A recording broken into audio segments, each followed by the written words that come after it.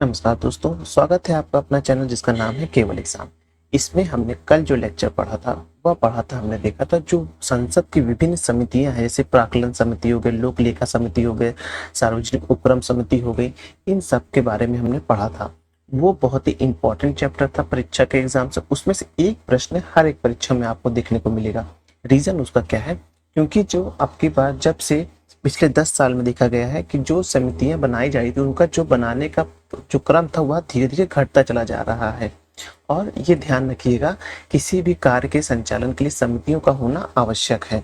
तो इसलिए वह जो समिति वाला टॉपिक था वो बहुत इंपॉर्टेंट है, उसको पढ़िएगा। आज जो हम पढ़ने जा रहे हैं वो संसदीय अधिनियम पढ़ने जा रहे हैं कि कौन कौन से समय में कौन कौन से अधिनियम बने हैं, उन अधिनियमों में क्या क्या लाभ हुए हैं, किस किस सन में बने हैं।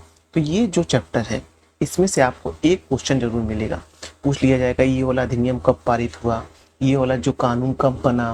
तो ये सब जो होते हैं बैक ईयर से ही आते हैं। तो ये आपको चैप्टर बहुत इंपॉर्टेंट है, इसको जरूर से और ध्यान से पढ़िएगा। चलिए स्टार्ट करते हैं, लेकिन उससे पहले अगर आपने अभी तक हमारे चैनल को सब्सक्राइब नहीं किया सब्सक्राइब कर लीजिए। वीडियो अच्छे लग रहे हैं तो लाइक करिए और अपना सुझाव देने के लिए कमेंट भी करिए। चलिए स्टार्ट करते हैं। संसदीय अधिनियम।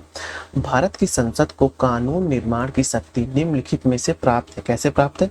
भारत के संघ, भारत का प्रदेश, उप प्रदेश, डोमिनियन तथा विश्व में कहीं भी रहने वाले भारतीय नागरिक एवं उनकी परिसंपत्तियों के लिए। यानी कि भारत का जो संविधान संसद है वह कानून निर्माण किसके लिए कर सकता है? वह भारत के किसी नागरिक के लिए कर सकता है।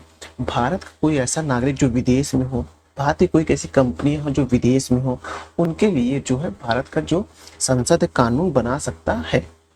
अब है खाद्य मिलावट निवारक अधिनियम। अधिनियमित हुआ था कब हुआ था? बना था ये देखेंगे 1954 में, लेकिन लागू कब होता है? 1 जून 1955 से प्रभावी होता है।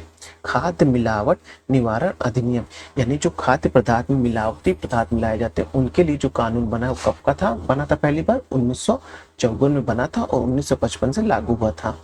अब है सिविल अधिकार संरक्षण अधिनियम। 1955 के अधीन सभी दंडनीय अपराध है संज्ञेय तथा संक्षिप्त विचाराधीन संज्ञेय और असामान्य है। सिविल अधिकारी संरक्षण अधिनियम 1955 के अधीन सभी अपराध हैं। कैसे हैं? संज्ञेय तथा कारावास एवं जुर्माना दोनों के से दंडनीय है। सिविल अधिकार संरक्षण अधिनियम 1955 के अंतर्गत अपराध का विचार किया जाएगा प्रथम श्रेणी न्यायिक मजिस्ट्रेट द्वारा। यानी कि कोई अपराध है या नहीं है, इसको सबसे पहले कौन विचाराधीन करेगा? वो प्रथम श्रेणी का जो मजिस्ट्रेट रहेगा वो उसका विचाराधीन करेगा। अब है सिविल अधिकार संरक्षण अधिनियम का विस्तार है, क्या है? संपूर्ण भारत में है। कहाँ है? संपूर्ण भारत में है। और सिविल अधिकार संरक्षण अधिनियम कब का है? 1955 का। ये भी ध्यान रखिए, सन याद रखना है इसमें, और कौन सा संविधान संशोधन है ये ध्यान रखना है इस टॉपिक में। किसी व्यक्ति द्वारा अस्पृश्यता के आधार पर किसी व्यक्ति को किसी अस्पताल, औषधालय या शिक्षा संस्थान में प्रवेश से इनकार करना सिविल अधिकार संरक्षण अधिनियम 1955 की किस धारा के अंतर्गत दंडनीय है? तो धारा 5 के अंतर्गत दंडनीय है। अगर आप किसी भी व्यक्ति को अस्पृश्यता के आधार पर यानी आर्टिकल 17 के जो उल्लंघन करते हैं तो आपके ऊपर आर्टिकल 17 का तो आरोप लगेगा। फिर जो मुकदमा दर्ज होगा वो सिविल अधिकार संरक्षण अधिनियम 1955 की धारा 5 के तहत होगा। तो ये बात ध्यान रखिएगा। अब कब का है मैं फिर से याद दिला दे रहा हूँ, सिविल अधिकार संरक्षण अधिनियम 1955 का है। सिविल अधिकार संरक्षण अधिनियम 1955 की किस धारा के अंतर्गत सामूहिक जुर्माना अधिरोपित करने की राज्य सरकार की शक्ति का उपबंध किया गया है?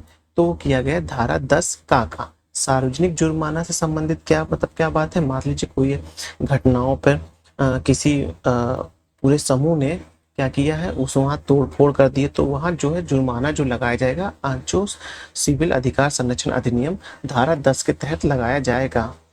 सिविल अधिकार संरक्षण अधिनियम 1955 की किस धारा के अंतर्गत कंपनियों द्वारा अपराध पर उपबंध किया गया है? वह धारा 14 के तहत किया गया है। सिविल अधिकार संरक्षण अधिनियम 1955 के अंतर्गत कंपनियों द्वारा अपराध किए जाने की दशा में उत्तरदायित्व होते हैं निर्देशक, प्रबंधक और सचिव तीनों। अब है न्यायालय सिविल अधिकार संरक्षण अधिनियम 1955 की धारा 12 के अंतर्गत उपधारण करेगा कि अपराध अस्पृश्यता के आधार पर कारित किया गया है, यह जब केवल अनुसूचित जाति के सदस्यों से संबंधित होगा।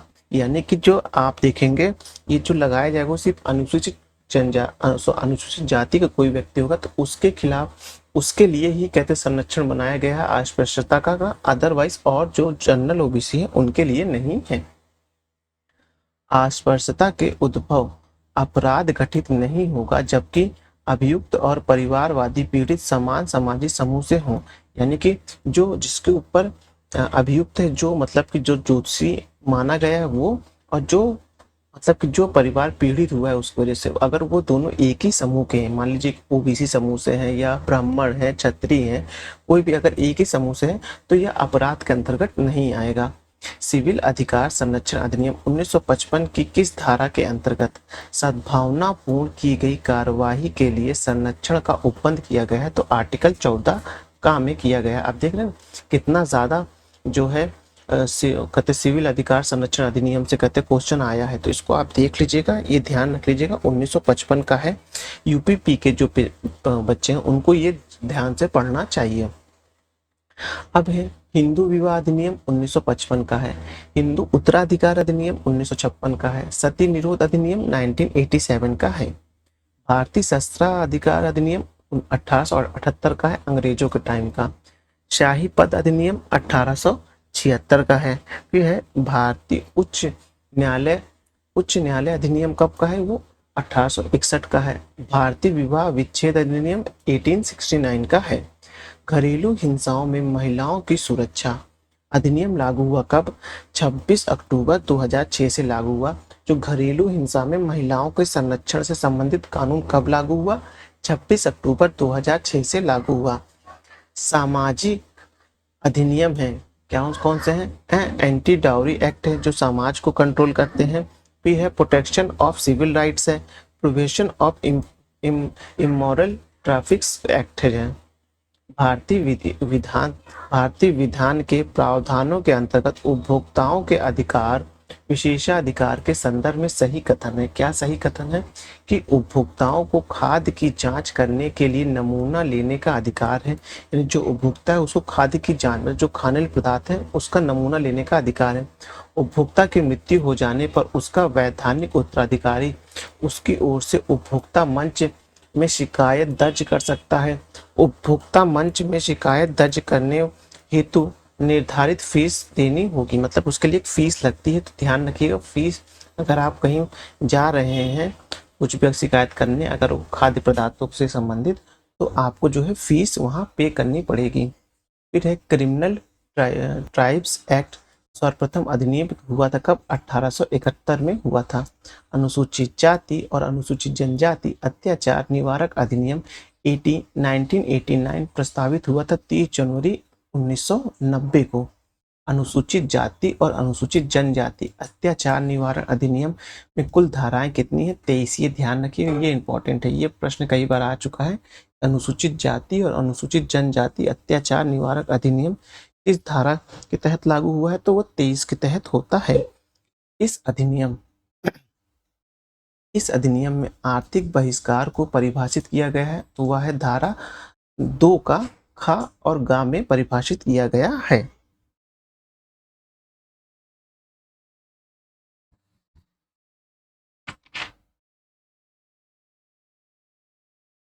अनुसूचित जाति और अनुसूचित जनजाति अत्याचार निवारक अधिनियम 1989 के उद्देश्यों को क्रियान्वित करने के लिए नियम बनाने की शक्ति प्राप्त है किसे? केंद्र सरकार को प्राप्त है।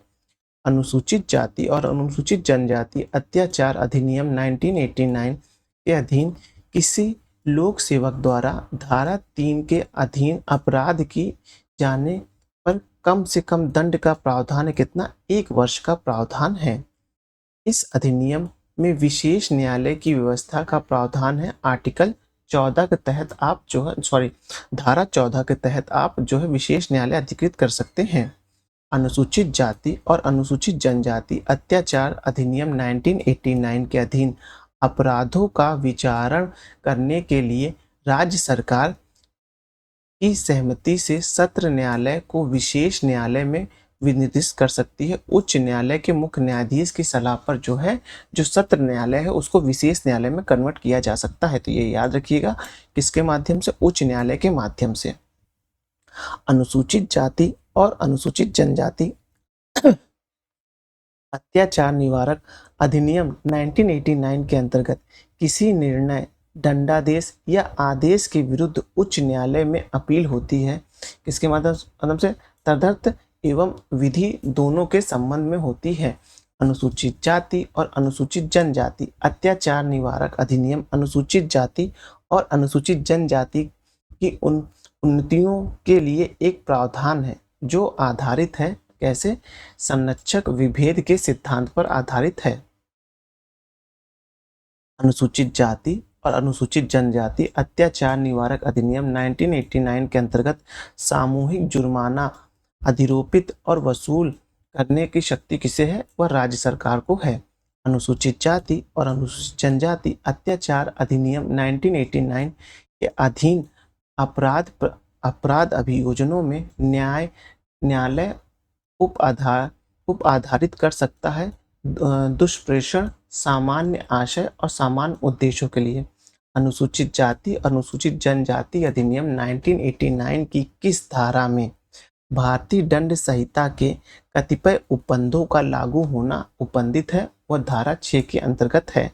अनुसूचित जाति अनुसूचित जनजाति अत्याचार अधिनियम 1989 के अधीन पूर्णतः निषेध है गिरफ्तारी पूर्व जमानत, यानी कि जो आप पूर्णतः निषेध कर दिया गया है। पहले मतलब जो गिरफ्तारी होगी उसमें जो जमानत नहीं मिल पाएगी, ये बात ध्यान रखिएगा। बहुत इंपॉर्टेंट टॉपिक है, इससे लगातार आप देख रहे हैं इस एक मात्र अधिनियम से लगातार क्वेश्चन आ रहे हैं, तो आप इसको बहुत ही अच्छे से पढ़ लीजिएगा कि अनुसूचित जाति और जनजाति जो अधिनियम है 1989 का है और इसमें जो है जो गिरफ्तारी पूर्व जमानत का मतलब अग्रिम जमानत जो होती है उसका कोई भी प्रावधान नहीं है। अनुसूचित जाति और अनुसूचित जनजाति अधिनियम 1989 के अग्रिम जमानत प्रतिबंधित है। धारा 18 के तहत जो है अग्रिम जमानत जो प्रतिबंधित है, किसके तहत? धारा 18 के तहत जो बोला गया है वो बोला गया है कि अग्रिम जमानत आपकी नहीं हो सकती है, ये याद रखिएगा। अब है अनुसूचित जाति और अनुसूचित जनजाति अत्याचार निवारक अधिनियम 1989 के अधीन किए गए अपराधों का अन्वेषण हेतु पुलिस अधिकारी द्वारा किया जाएगा। जो रैंक में कम से कम कौन होगा? वो उप अधीक्षक उसके द्वारा किया जाएगा। वे शक्ति जो अनुसूचित जाति और अनुसूचित जनजाति अत्याचार निवारक अधिनियम के अधीन निर्देशित विशेष न्यायालय को दी जाती है, वह देखेंगे किसी अपराध के दोष सिद्धि अभियुक्त की संपत्ति का समाहरण। दूसरा देखेंगे ऐसे व्यक्ति को कि किसी क्षेत्र से हटाना जिसके द्वारा अपराध किए जाना संभव हो। ऐसे व्यक्ति का माप और फोटोग्राफ लेना जिसके द्वारा अपराध किए जाने की संभावना है। तो ये इंपॉर्टेंट है, ये ध्यान रख लीजिएगा कि क्या क्या उसमें प्रावधान है। अनुसूचित जाति और अनुसूचित जनजाति निवारक अधिनियम 1989 के अधीन विशेष न्यायालय निम्नलिखित शक्तियों का प्रयोग नहीं कर सकता है। सामूहिक जुर्माना आरोपित करने का जो है वो जो विशेष न्यायालय स्थापित किया जाएगा उच्च न्यायालय की वो मतलब उच्च न्यायालय के विचार के बाद वो जो है वह सामूहिक जुर्माना नहीं लगा सकता है। ये बात ध्यान रखिएगा, वह सामूहिक जुर्माना नहीं लगा सकता है।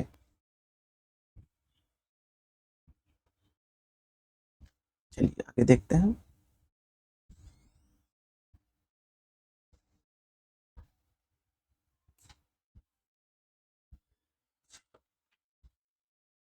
अनुसूचित जाति और अनुसूचित जनजाति अत्याचार निवारण अधिनियम के अधीन अपराधों का विचारण करने के लिए सेशन न्यायालय को विशेष न्यायालय के रूप में निर्देशित करने का प्रयोजन है। शीघ्र विचारण है, मतलब ऐसी बात होगी तो उसको शीघ्र ही विचार किया जाएगा उस बारे में। अब उसके बाद है अनुसूचित जाति एवं अनुसूचित जनजाति नियम 1995 की निम्नलिखित धाराओं के अंतर्गत जिला स्तरीय सतर्कता और मॉनिटरिंग समिति के गठन का उपबंध किया गया। धारा 17 के अंतर्गत सरकार ने अनुसूचित क्षेत्रों में पंचायत विस्तारण यानी पेशा अधिनियम को 1996 के अधिनियमित किया है, जिसके उद्देश्य के रूप में अभिज्ञात है। क्या है वह देखेंगे, एक स्वशासन प्रदान करना, फिर देखेंगे पारस्परिक अधिकारों को मान्यता देना, जनजाति लोगों को शोषण से मुक्त करना है, राष्ट्रीय स्तर पर अनुसूचित जाति और अन्य पारंपरिक वन निवासी वन अधिकारियों की मान्यता अधिनियम 2006 के प्रभावी क्रियान्वयन को सुनिश्चित करने के लिए केंद्रक अधिकरण नोडल एजेंसी है, जनजाति कार्य मंत्रालय है। संसद की सूचना अधिकार अधिनियम को भारत के राष्ट्रपति की स्वीकृति प्राप्त है, 15 जून 2005 को जो है प्राप्त है। यह याद रखिएगा, ये डेट इंपॉर्टेंट है, इसको टिक कर लीजिएगा।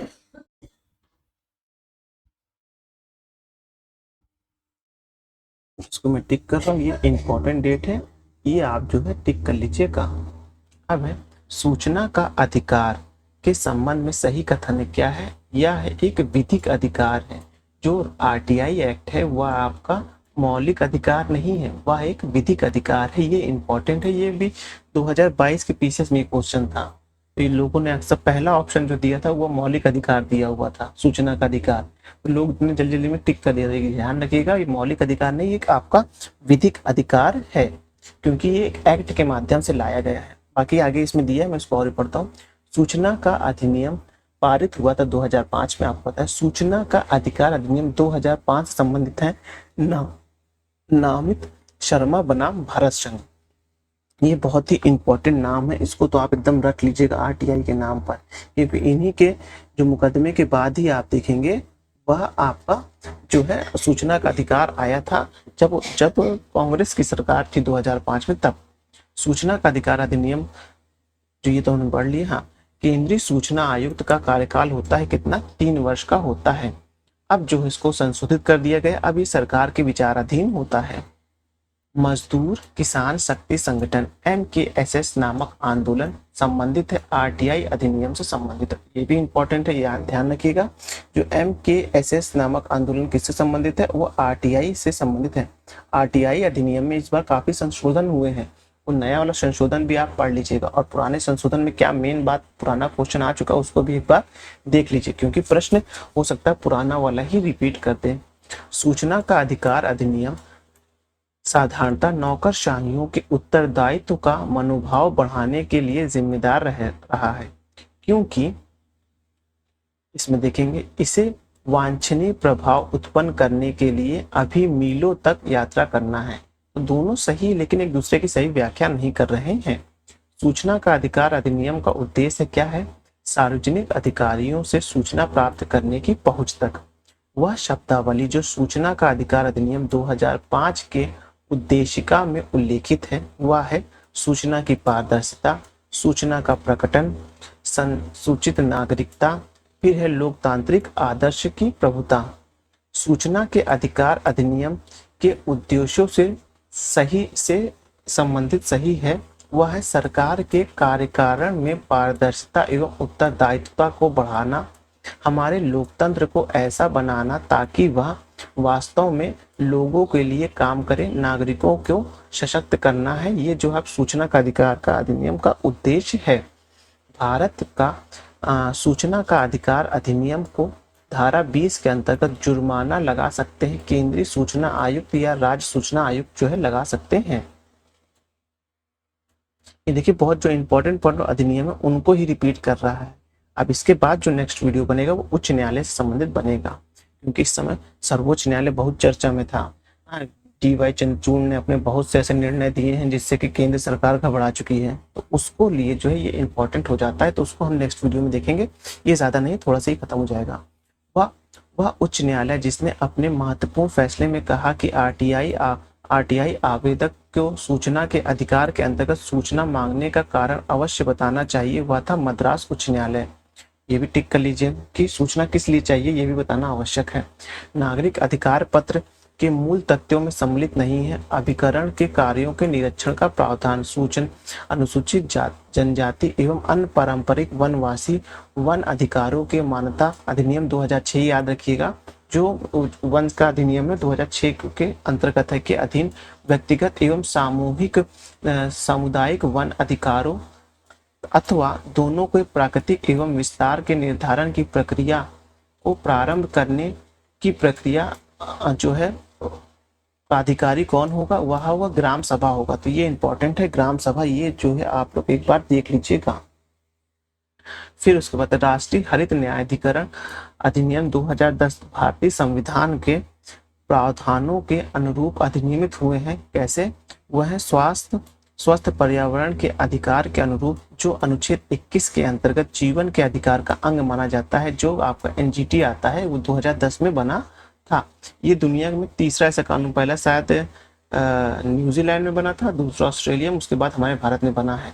भारत सरकार द्वारा राष्ट्रीय हरित अधिकरण की स्थापना की गई थी। कब? 2010 में की गई थी। राष्ट्रीय हरित न्यायाधिकरण के किसी भी निर्णय के यथावत कोई व्यक्ति सर्वोच्च न्यायालय में अपील दायर कर सकता है 90 दिन के भीतर। आप कितने दिन के अंदर? भीतर 90 दिन के भीतर। और प्रश्न में जो अक्सर लिख के आता है वो आता है 60 दिन, 45 दिन। तो ये जो इम्पोर्टेंट ध्यान रखिएगा, 90 दिन के अंदर करना है आपको आवेदन। अनुसूचित जाति अनुसूचित जनजाति अत्याचार निवारक अधिनियम 1995 की किस धारा के अंतर्गत वार्षिक रिपोर्ट के लिए सामग्रियों का उपबंध किया गया है? वह धारा 18 के अंतर्गत।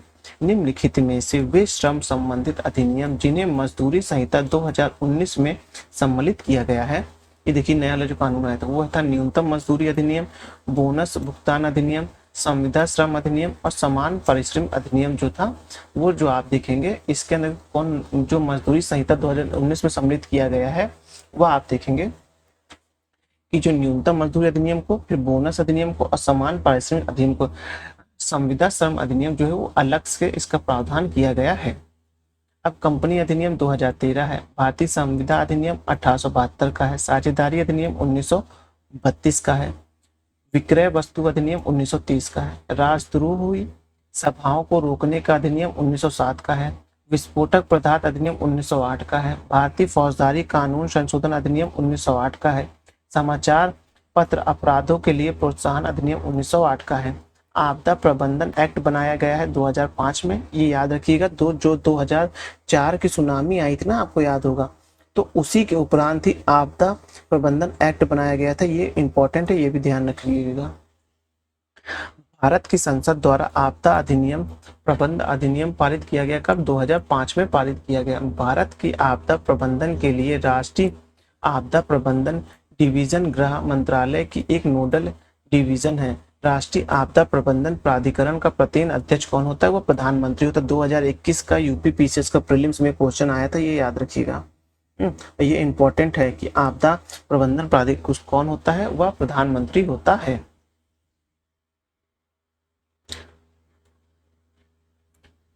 लॉकडाउन के दौरान भारत सरकार द्वारा उपयुक्त असाधारण शक्तियों के विधिक आधार इन कानूनों को प्राप्त है। वो किसको है? डिजास्टर मैनेजमेंट एक्ट 2005 तथा एपिडेमिक डिवीजन एक्ट 1897 2021 में ये आया था। प्रश्न मुझे याद है, लोगों ने अक्सर इसमें जो है मैनेजमेंट एक्ट 2005 का ही टिक किया था। जो एपिडेमिक डिवीजन एक्ट 1897 का लोग भूल गए थे, ये थोड़ा कम चर्चा में था, लेकिन ये अक्सर जो आप जब द हिंदू पेपर पढ़ेंगे तो उसमें ये आ रहा था, इस एक्ट के बारे में चर्चा आ रही थी। अब भारत सरकार ने वन संरक्षण अधिनियम अधिनियमित किया था 1980 में। जल रोकथाम एवं प्रदूषण नियंत्रण अधिनियम बनाया गया 1974 में। ये भी इंपॉर्टेंट है, ध्यान रखिएगा, ये सारे अधिनियम जो है आप ध्यान रखिएगा। अब है राज्य निजी निगमों के आधार डेटा को साझा करने के लिए कोई उपबंध नहीं कर सकता है। आधार भारत की संचित निधि को हित लाभ प्राप्त करने के लिए अनिवार्य है। तो ये दोनों ही जो है आप ध्यान रखिएगा। भूमि अधिग्रहण अधिनियम 1894 के संदर्भ में सही कथन है। क्या सही कथन है? इसको ब्रिटिश शासकों ने बनाया था। यह भारत की संसद के एक अन्य अधिनियम द्वारा प्रतिस्थापित किया जा चुका है। इसका क्रियान्वयन विवादित हो गया था। कि भूमि अधिग्रहण अधिनियम 1984 पहले कहते ये था, फिर आप देखेंगे स्वतंत्रता बाद ही कहते भूमि अधिग्रहण के लिए नवी अनुसूची लाई गई थी। तो यही बात हो रही है।